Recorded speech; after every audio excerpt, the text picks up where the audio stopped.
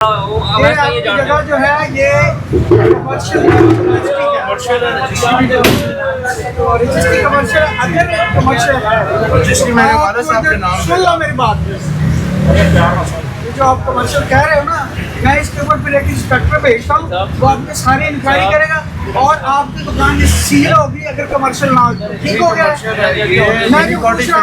मैं जो पूछ रहा हूँ ठीक है, आप ऐसा करो, आरडी के वो डायरेक्टर है ना शिराजी साहब, उनका पास आप जाएंगे, मेरा बताएंगे, उनको कहिएगा ये कहिएगा, वो अपना एक इंस्पेक्टर शूट करेंगे इधर आके, क्योंकि रूल ये है कि जब ये चीज़ कमर्शियल होगी, एक होती कमर्शियल, एक होती इंडस्ट्रियल, एक होती डोमेस्टिक।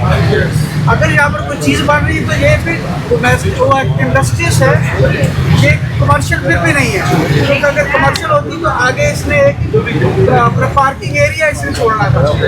ये सारा करेंगे और इसकी दुकान सील होगी, ठीक है, और इसको प्रॉपर जुर्माना होगा 5 lakh 10 lakh according to him. ये कमर्शियल है और मेरा शक है कि कमर्शियल ना कर ठीक है, वो हो जाएगी।